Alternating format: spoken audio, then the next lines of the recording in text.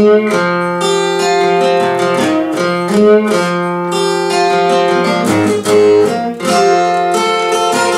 all the same. All your names will change every day. It seems we're wasting away. Another place where faces are so cold. I travel all night just to get back home. I'm a cowboy on a steel horse I ride.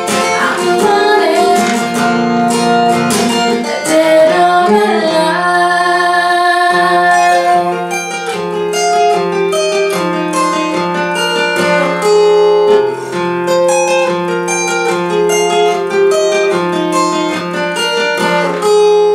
Sometimes I sleep, sometimes it's not for days. The people I meet always go their separate ways. Sometimes you tell a day about a bottle that you drink. Sometimes when you're alone, all you do is think. 'Cause I'm a cowboy on a steel horse I ride. I'm running, dead or alive. Running, dead or alive. I walk these streets, always 6th Street on my back. I play for keeps, 'cause I might not make it back. I've been everywhere, and I'm standing tall. I see a million faces, and now I rock them all. 'Cause I'm a cowboy, got a night on my side. I'm wanted, dead or alive.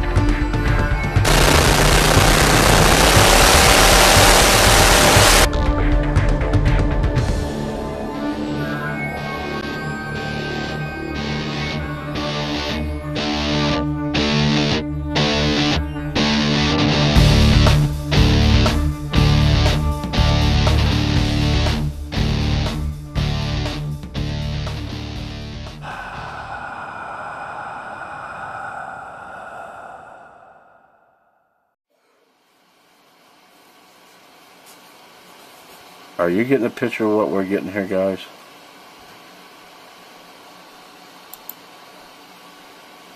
And there it is, friends. There it is. There is the flat Earth, and there's the land, the ice land of Antarctica that circles the flat land of the Earth. Map made in 1892 and republished.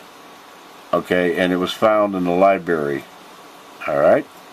So there you go. Prove it, disprove it. There.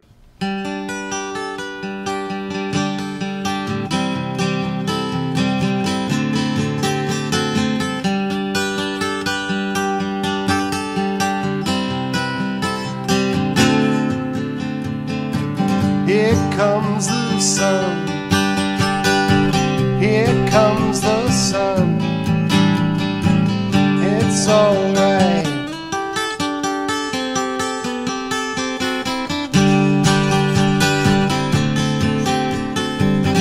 Little darling, it's been a long, cold, lonely winter.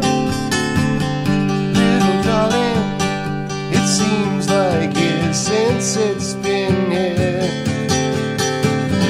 Here comes the sun. Here comes the sun. I say it's alright.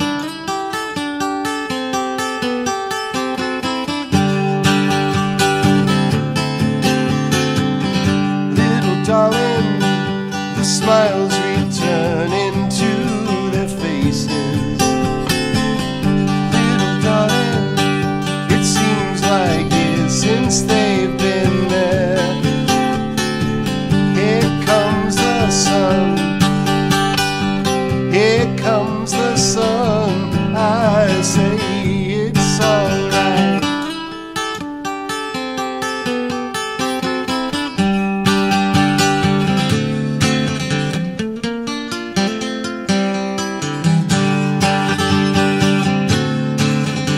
Sun, sun, sun, here it comes. Sun, sun, sun, here it comes. Sun, sun, sun, here it comes.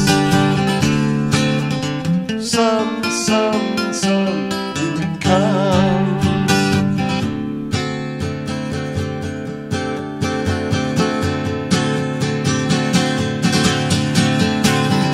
Little darling, I feel that ice is slowly melting.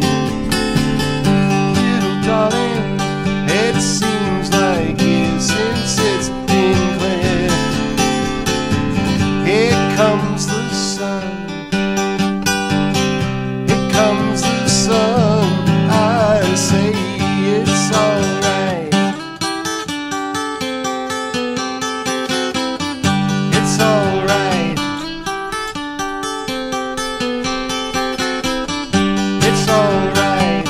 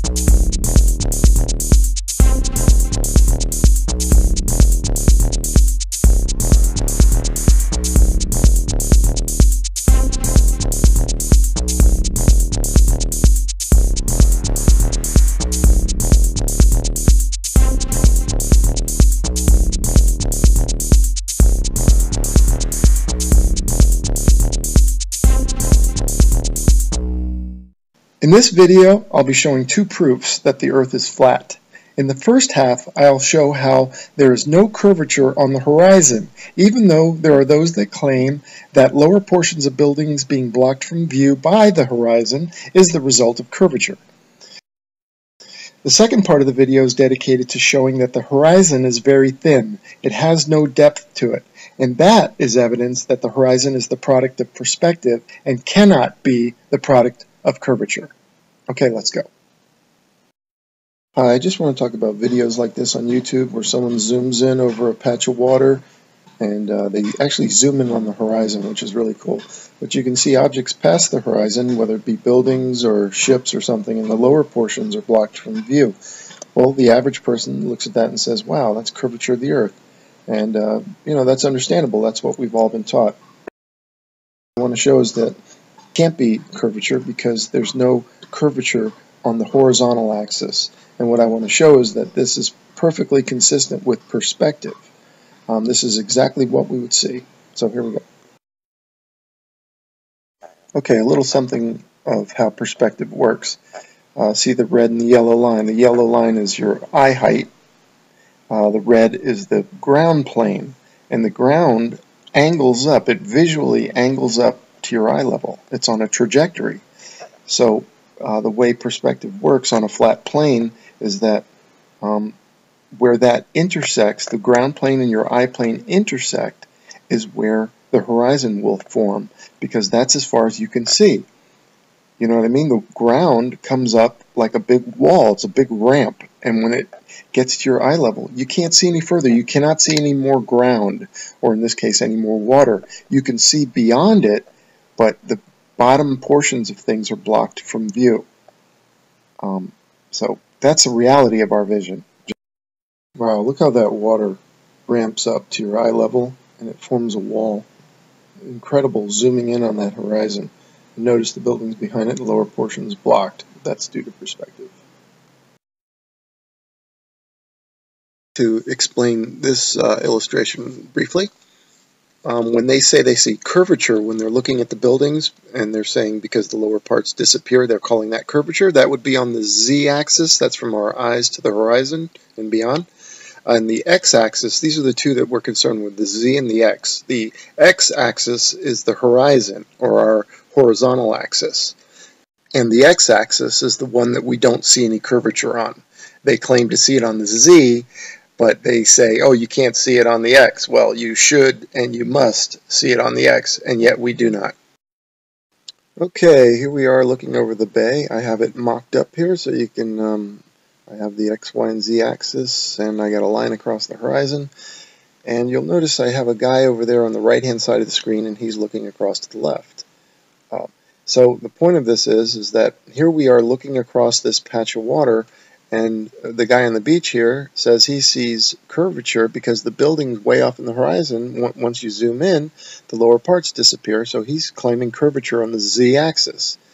Yet, we take this guy over here to the right, and let's say he's doing the same exact thing. He's looking across the same patch of water, and he sees buildings off in the distance, and the lower portions disappear, and he's claiming curvature. Now, his z-axis is our x-axis. You see what I'm saying?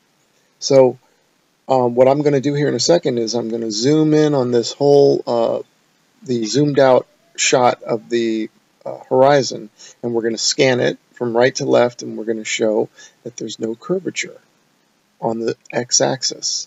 Yet there should be curvature, and there must be curvature on the x-axis because that would be someone else's z-axis.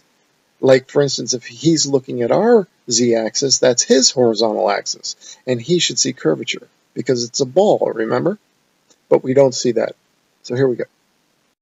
Okay, so on the next slide, I'm going to blow up the slide, and I'm going to zoom into the horizon, and we're going to put a straight line against it, and we're going to scan it from right to left, and we're going to see what it looks like. Let's go.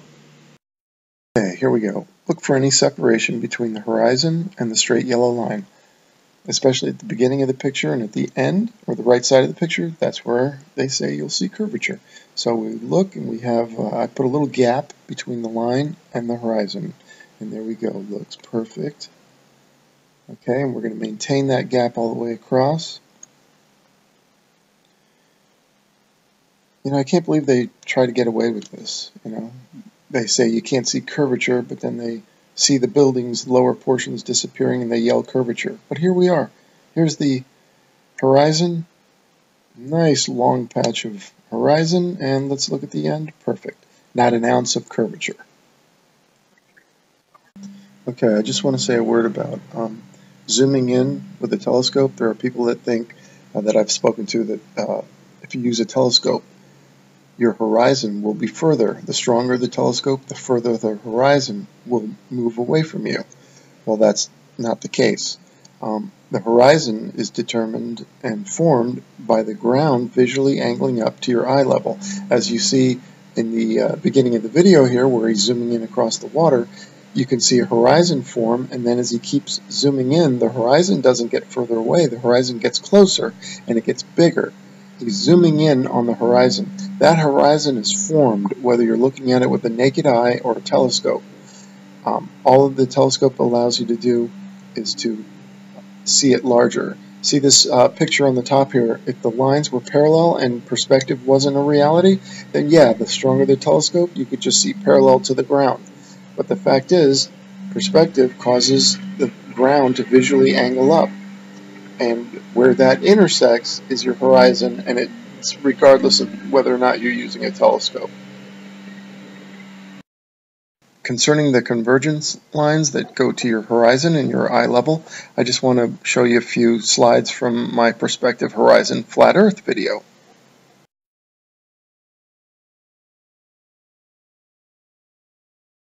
That the parallel lines do not angle or converge towards the ground, nor do they angle towards the ceiling, nor to the left or right. They angle to the eye level of the observer. This image is a product of our eyes. These are horizontal parallel lines, yet we see them not as parallel, but on an angle towards a point in the distance. Now, of course, we know that they are parallel, but they visually are not. Here you can see parallel lines made up of bricks on the walls. The wall on the left, though, is headed out towards the horizon, and all the lines angle toward the eye level of the observer. The bottom ones angle up and the top ones angle down. This is a great illustration of how all the lines angle to your eye position. You can't deny it. All of the lines converge at a center point on the horizon called the vanishing point. Parallel lines above it angle down, the lines below angle up, the sides angle in. The vanishing point is the intersection of the horizontal and vertical axis of our eye position. It's parallel all the way out, parallel with the ground. That's why I say you can't look down at the horizon, because the horizon angles up to your eye level. The two, your eye level and the ground plane, are parallel all the way to the horizon, but it's the bottom ground plane that angles up to your eye level.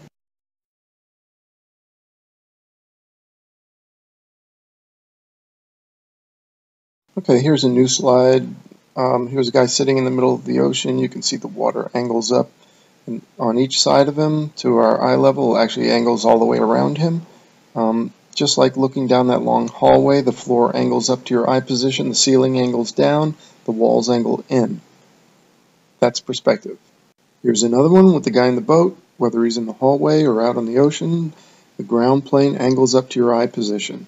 And so you can't see any ground past that point once it intersects with your eye height. So items or objects beyond the horizon will be blocked, especially the ground, and then lower portions of objects beyond the horizon will have their bottoms blocked from view. And here's another one. You can see the water ramp up to the eye level, and the building beyond the horizon has its lower portions obscured.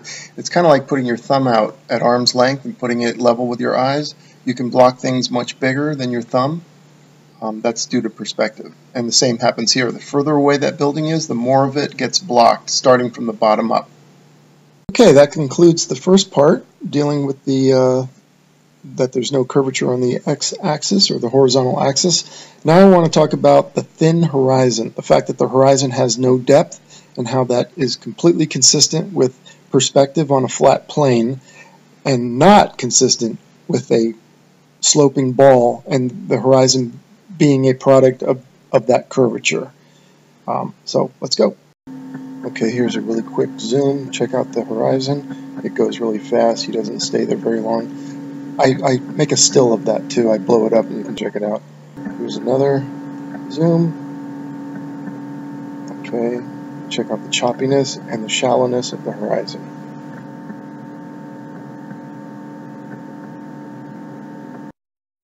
Okay, person who recorded that zoomed in so quick, I wish he would have stayed on the horizon a little longer.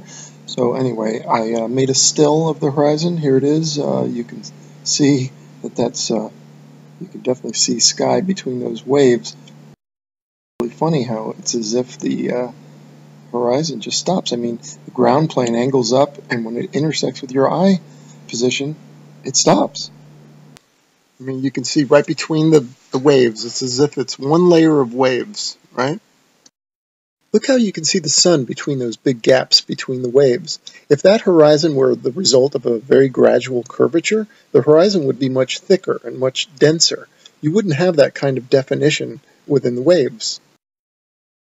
Okay, see the people on the boat? They're just a layer of people, one layer, and see how they look like the horizon? It's as if the horizon is very thin and it just drops off. This is kind of blurred out, but you can see the upward trajectory and then the thin horizon. There's no depth to the horizon.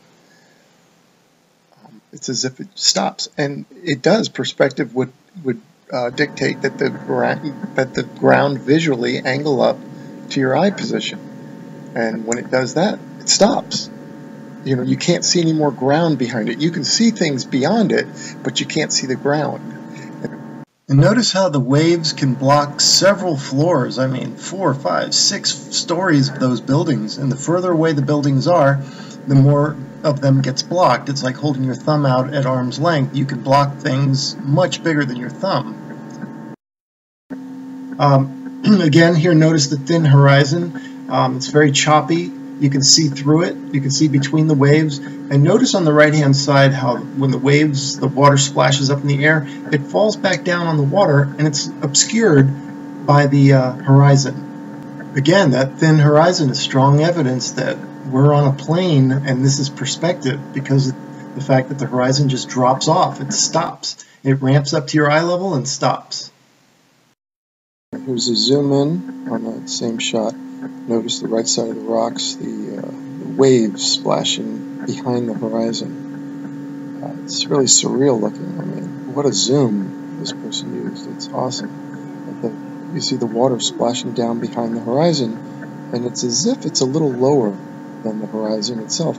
Now, none of us know what happens. I don't think any of us know what happens behind or beyond the horizon, whether it flattens out or it goes on a downward trajectory. You know, since the converging lines have already converged, maybe they then go downward. I don't know.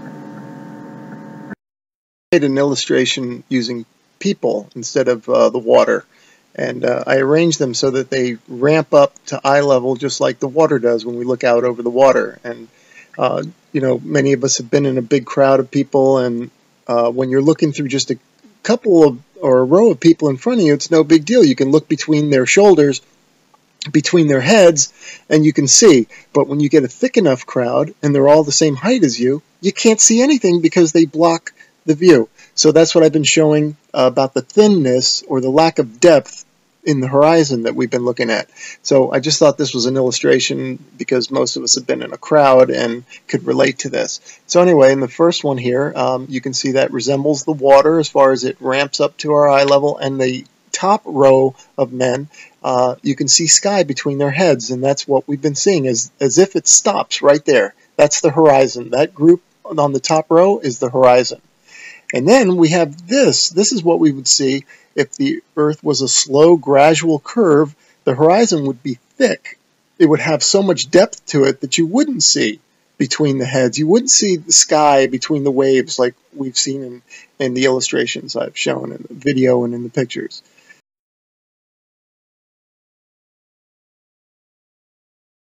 There's 2 points that I've made in this video. Point 1, they claim that you can see curvature because of the lower parts of the buildings disappearing or a ship going over the horizon and the lower portions of it disappearing. They claim that's due to curvature, but yet we don't see it on the horizontal line, and I showed you scanning that video, or that picture I mean, and it totally showed no curvature. So that's debunked right there. That's one. And two is this thin horizon, or the fact that there's no depth to it. It seems to stop. Now, if it was if we were on this huge ball, it would be such a gradual curve, right, that you would have a very thick horizon. The waves would be looking through that group of heads when there's a lot of people in front of you, rows and rows and rows, and you can't see a thing because all the heads fill the gap. But that's not what we see, fill the gaps. That's not what we see when we look at the horizon. These pictures, we see sky between the waves, as if there's one layer of waves, and that's it. So those are the 2 points that we've made here, that I've made, and I believe that is strong evidence for a flat Earth. Thank you.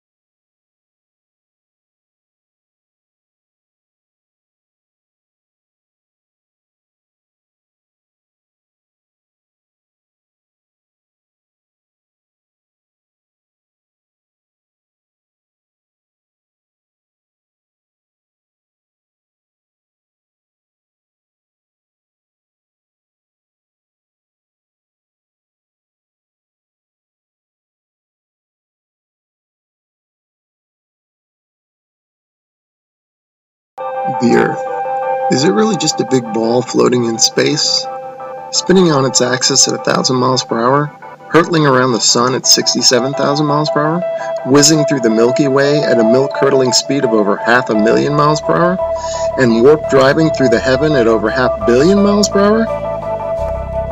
And what about the sun? Is it really 93 million miles away and close to 1,000,000 miles in diameter, with a circumference of nearly 3 million miles? And it's constantly illuminating half of our entire Earth's surface with the rotation of the Earth, creating our 24-hour days, our night and days? Maybe the Earth is flat after all. And maybe it's completely still, just like we experience. And maybe the sun isn't big, but is very small and very close, and not illuminating the Earth from 93 million miles, but is illuminating locally.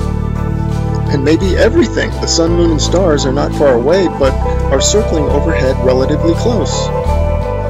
In this video, we're going to explore the latter option, and at the end, we're going to reveal startling evidence through the use of time-lapse photography that the sun cannot possibly be 93 million miles away, but is in fact very close and is illuminating locally as it traverses our flat Earth. Oh man, and watch how this sun comes at you. Boom. I mean, come on. And that's all perspective. That's if you look at jet trails, Google Images, you'll see them. They start out low at the horizon, they come up overhead. Look at that thing. They come up overhead and then they go down to the horizon. Perfectly explains what the sun would do. Here it is going overhead. I love time lapse. Look at this. You can't go out and look at the sun. You can't see this stuff, except that it's on, time lapse like this. It's incredible. Now watch this thing. It's sweeping. The sun over flat Earth is doing a big circle, right? Look at this thing. See it sweeping to the right. It's like a lefty bowler. Just toss that down the alley, and there it goes, hooking into the pocket.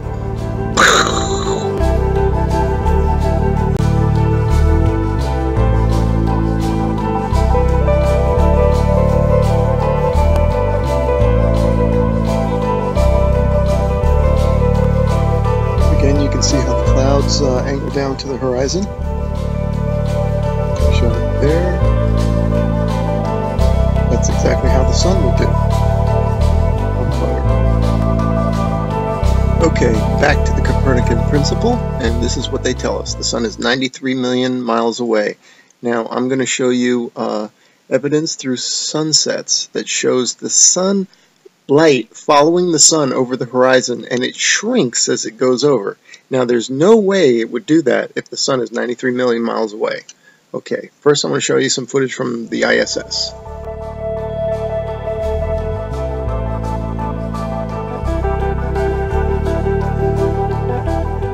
Okay, now watch this animation. Watch this sunset. Now this is exactly, if they came to me and said, do an animation, this is how I would do it.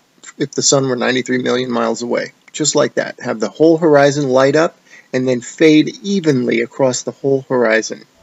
But that's not what we see.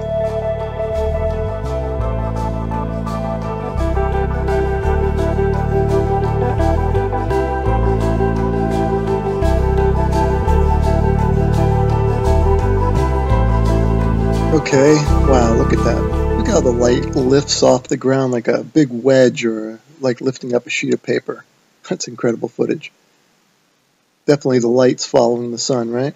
Okay, next I'm going to show you how a sun that is circling over the Earth, that creates the horizontal aspect of the sun. If you combine that with perspective, which creates the up and down of the sun, the rising and the setting, you get the 23.5 degree tilt that they talk about. It's nothing but perspective and the circling sun.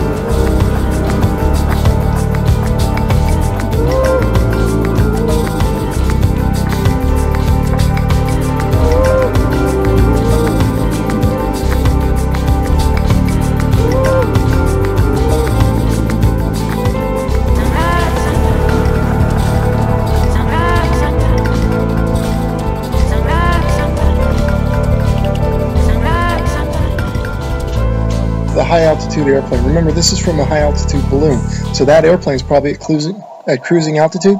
Notice how it looks like it's going up from the horizon. That's exactly how the sun will rise, because that plane is staying parallel to the ground. And now watch, it'll go down to the other horizon. All right, again, perspective, that's how the sun will set. And forget the big ball, that's just due to a GoPro camera. But see how the sun, that's the point of this. And then also, look at the size of the sun, man. Look at that thing. I mean, there's something to it to say that we're higher up our view and the sun looks bigger and it looks like it's not as high in the sky as it does when we're on the ground. Something to that.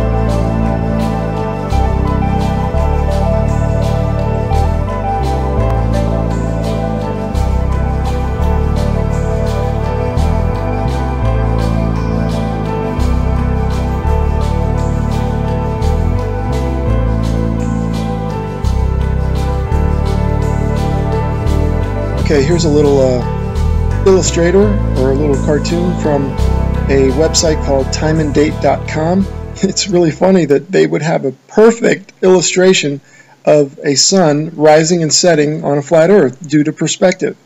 You'll notice that that it rises from below the horizon and sets below the horizon. Now you might be saying, well, how's that possible? I can see now you're saying that it rises and lowers due to perspective, but how does it disappear below the horizon? Well, I got a theory about that.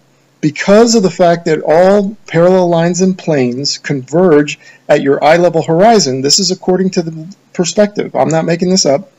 If in fact, and they do, they converge at your eye level horizon visually, then it makes sense that after that point they diverge, meaning they then separate. So the sun would continue on a downward track. As you can see from my illustration here, the lines would go to your horizon and then afterwards they would spread out and separate, kind of like a starburst, and the starburst being at your horizon, at your focal point.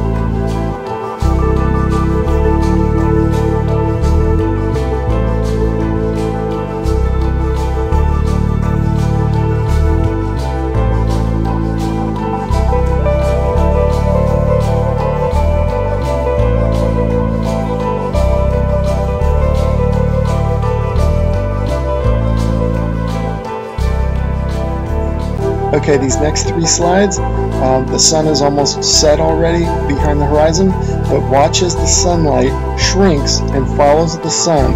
It's definitely a locally illuminating sun, not far away, not very big, and definitely not 93 million miles away.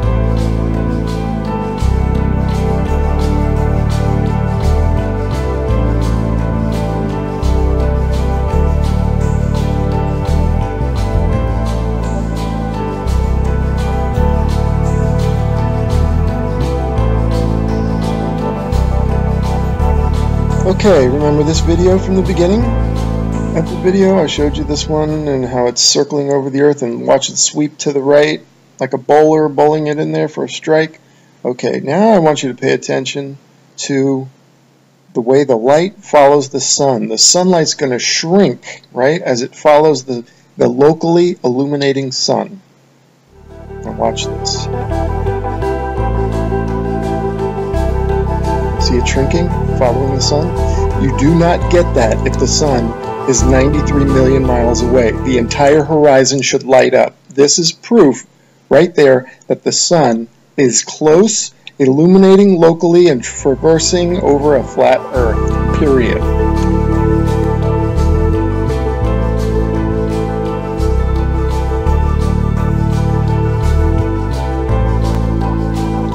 So these time-lapse sunsets are definitely the nail in the coffin for heliocentrism. But this particular one here, shot from above the clouds from this observatory, is the final nail in the coffin.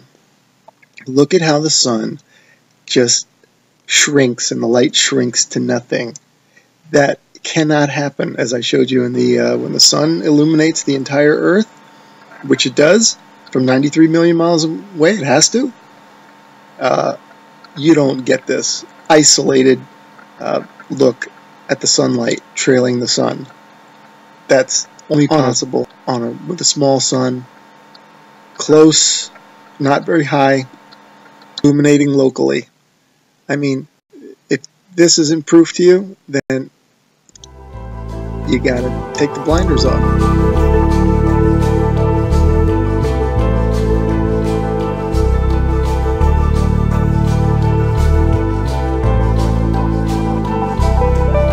Okay, and finally I want to show you some examples of local illumination, or a city in the background. This is from Grand Canyon National Park. That you can see Las Vegas is one of them. You can see the stars going down, so you know that's not the sun. That's the glow of Las Vegas, it says. You can see that's local illumination. I'm just making an example showing you here's Tuba City and a little bit of Flagstaff. Now, in this one here, you see two lights. Obviously, we don't have two suns, but these are two cities lit up, and it's just to show it looks just like the sun going over the horizon. That's the point of me showing that. That's local illumination at work.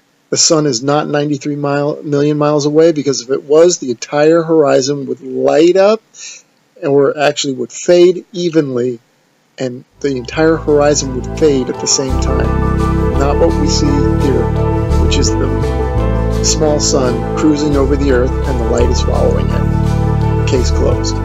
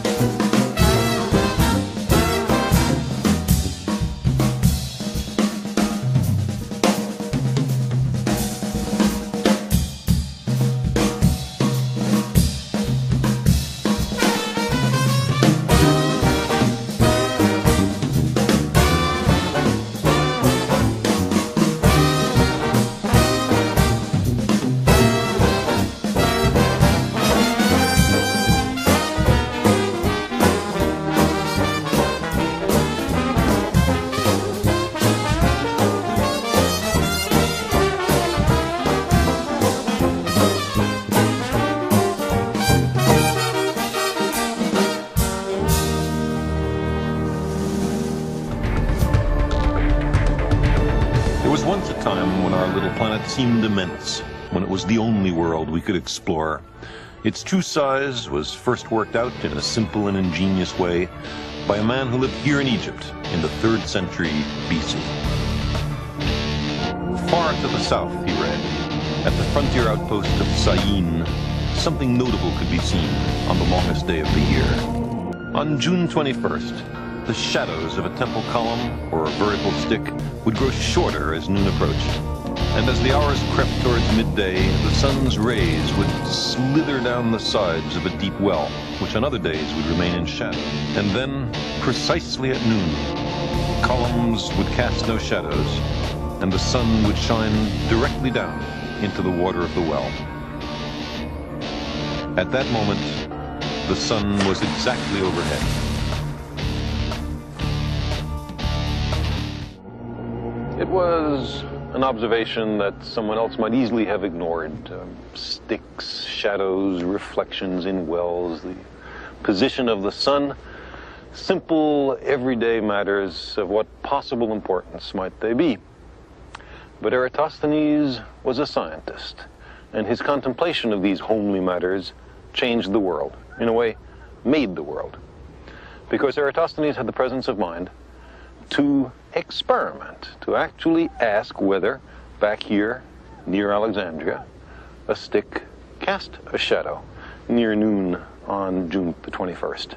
And it turns out, sticks do. Here's a map of ancient Egypt. I've inserted 2 sticks, or obelisks, one up here in Alexandria and one down here in Syene. Now, if at a certain moment each stick casts no shadow at all, that's perfectly easy to understand, provided the Earth is flat. If the shadow at Syene is at a certain length, and the shadow at Alexandria is the same length, that also makes sense on a flat Earth. But how could it be, Eratosthenes asked, that at the same instant there was no shadow at Syene and a very substantial shadow at Alexandria? The only answer was that the surface of the Earth is curved. Not only that, but the greater the curvature, the bigger the difference in the lengths of the shadows. The sun is so far away that its rays are parallel when they reach the Earth. Sticks at different angles to the sun's rays will cast shadows at different lengths. For the observed difference in the shadow lengths, the distance between Alexandria and Syene had to be about 7 degrees along the surface of the Earth. By that I mean, if you imagine these sticks extending all the way down to the center of the Earth, they would there intersect at an angle of about 7 degrees. Well, 7 degrees is something like a 50th of the full circumference of the Earth, 360 degrees. Eratosthenes knew the distance between Alexandria and Syene. He knew it was 800 kilometers. Why? Because he hired a man to pace out the entire distance so that he could perform the calculation I'm talking about. Now, 800 kilometers times 50 is 40,000 kilometers. So that must be the circumference of the Earth. That's how far it is to go once around the Earth. That's the right answer. Eratosthenes' only tools were sticks, eyes, feet, and brains, plus a zest for experiment. So now let's turn our attention to the sun. What do you think is wrong with this picture? Any idea? Well, take a look at the angle of the rays. If the sun was 93 million miles away, as I show in this diagram, well actually I can't really show 93 million miles to scale here because if it was, the Earth would be probably in the next town. Point is that at that kind of distance, all the light rays from the sun would be parallel near enough. And if you recall, Eratosthenes' calculation of the circumference of the Earth actually depends on the light being parallel from the sun. So when the light shines through broken cloud, it would hit the ground parallel rather than at this kind of angle. So if you're able to measure the angle of the sun rays, you can basically, with a bit of simple geometry, figure out exactly how high the sun is. And that turns out to be about 3,100 miles. And if you were going to try and hide this information, that the sun is actually very close, perhaps you'd encode it in symbol. Does this look familiar? There are quite a few videos like this one where people send up their video cameras on weather balloons. One thing to note is where you can see a hot spot on the clouds directly under the sun, like here. You see it? Directly under the sun is a hot spot. Now that would be impossible if the sun was 93 million miles away.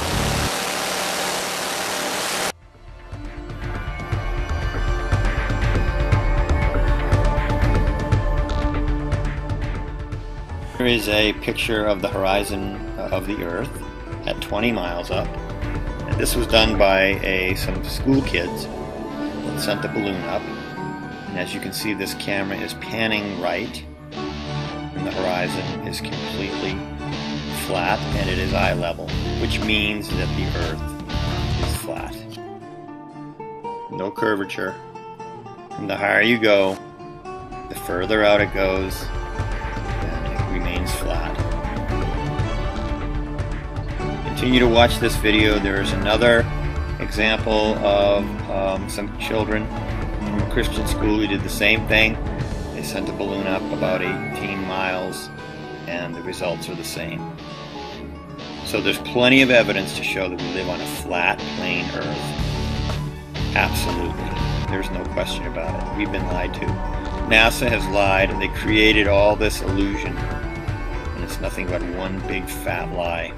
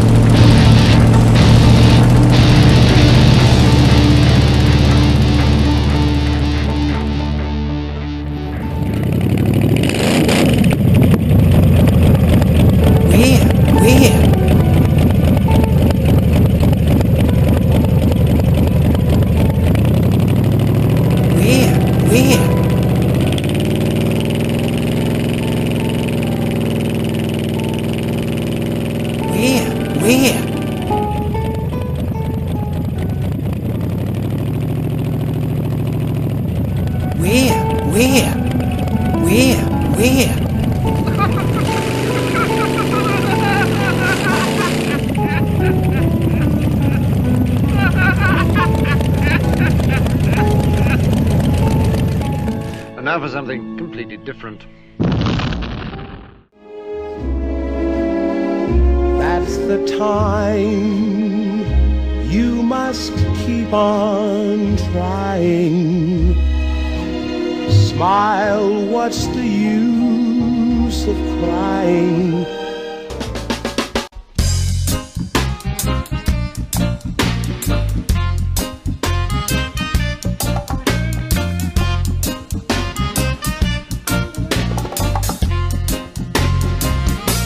The earth is flat, living in illusion. The earth is flat. We take some illusion. The earth is flat, living in illusion. So people don't know what to do. The earth is flat, living in illusion. The earth is flat. It's staging illusion. The earth is flat, living in illusion.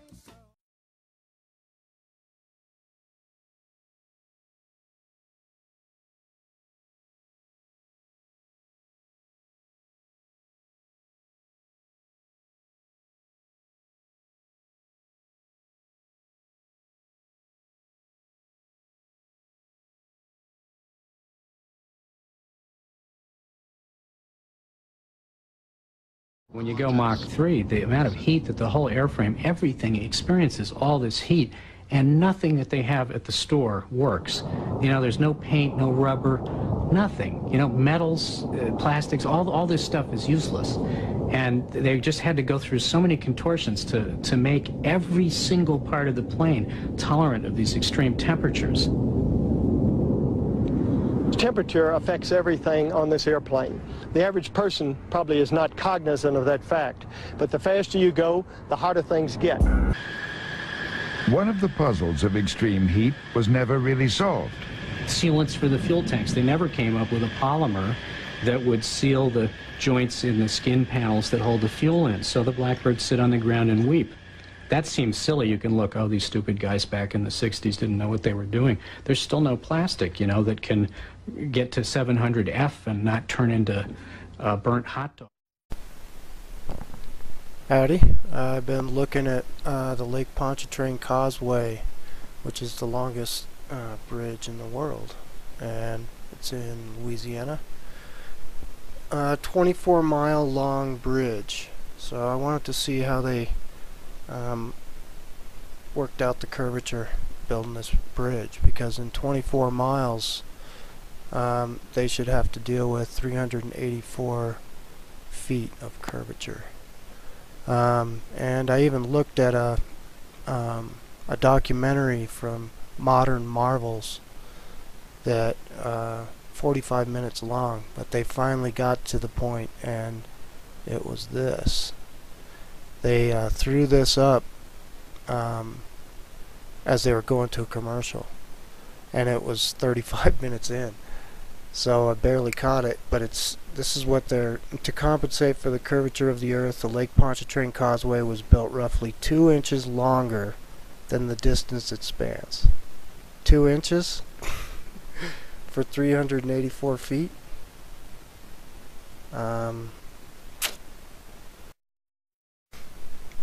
And I thought I'd show you guys how I'm figuring out how much curvature we should be seeing. So in the first mile, you get 8 inches of drop. So for the Lake Pontchartrain Causeway, we'll take 24 squared times that 8 inches, and then you can divide it by 12 to get your feet. And that's 384 feet of curvature that they should have to deal with, but they only had to add 2 inches of road for that. So, okay, that's been explained. Now back to work. Thanks for tuning in.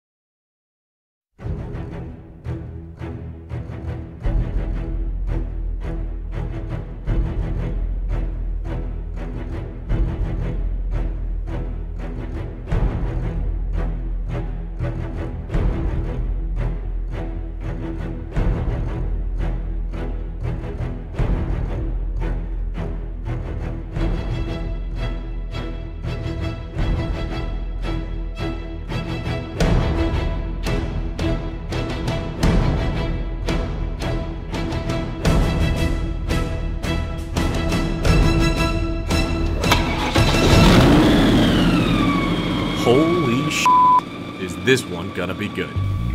Okay, so I've been just checking out flights around the southern hemisphere and just trying to hop from continent to continent and finding out just how ridiculous it is. So let's follow these planes and see if they can prove the plane.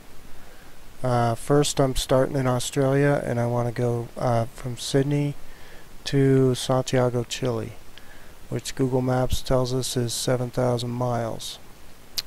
I've been using Fare Compare, so let's just take a look at the maps. I mapped these out, and look, you know, it just looks ridiculous what you have to try and do. You can't just go straight across. You have to actually get up into the northern hemisphere and then come back down. So that doesn't make any sense. So I mapped it on the flat earth map, and whoa, okay, now it makes sense.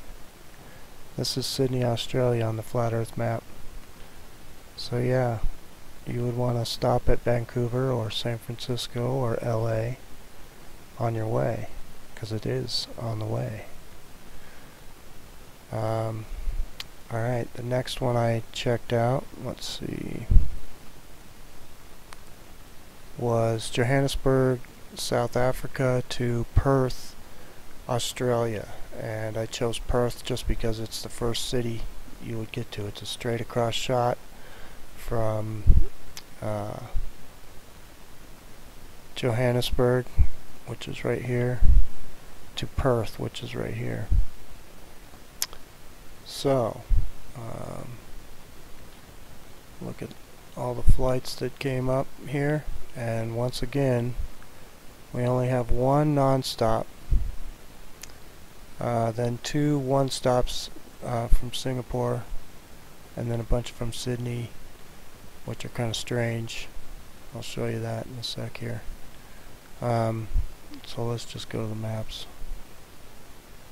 Alright, these are the routes they want you to take. There's 3 separate airports right in this little area. This is Dubai and Dahou, and not sure what that one is. This one's Hong Kong, this one's Singapore, and here's Perth right here. These two in black, this is the non-stop that they have to Perth, and this one's kind of a weird one. There's a little tiny island right here called Mauritius, and you know, it's almost, you know, a straight shot, but it's got a 20-hour layover. So I don't know how many people would actually opt for that flight, but the reason I put these in black is because I don't think they exist either. And then you got all these flights that go to Sydney, which is here. So what, you're going to fly right over your destination, fly 2,000 extra miles, and then hop around to all these other cities before coming to Perth. So this is kind of a weird one I can't really figure out yet, especially when you look at the map, the flat earth map. All the other routes make sense because yeah, it's on the way. Here's Perth, here's South Africa, all the stops are on the way. This is that Mauritius though, so yeah, I don't know, maybe. These are all the flights to Sydney, so it still looks like a pretty long shot to Sydney, but who knows, maybe this map isn't even correct, who knows, I don't know. Let's see, the last one I mapped was, I wanted to go from Cape Town, South Africa, to Buenos Aires, Argentina, and these are the routes that they were giving me. And there wasn't, yeah, I could show you that. They don't even have a non-stop, so you don't even have that option to just go straight across. So all of your other options are here. You can go to the London, Amsterdam, Istanbul, Dubai again, but you can't go straight across. And then yeah, there's a couple stops near Rio de Janeiro and another one over here. I can't remember exactly, but yeah, strange. And then I mapped it on this map, and you can see that, you know, they aren't South America is pointing away from the way it looks on the Mercator map, so it's not just a straight across shot like it looks on that map anyways. But yeah, you can see all these flights have to go towards the North Pole first and then down. So there you have it. I encourage you to check it out, because you can use any of these other cities around. Even trying to just, you know, I tried to take some shots at just the shortest jump right across, and then you still can't do it. They make you do other things, so you just can't get these straight, easy, you know, you would think would be flights, but they're not. Thanks for tuning in. We don't have time for a meeting of the Flat Earth Society.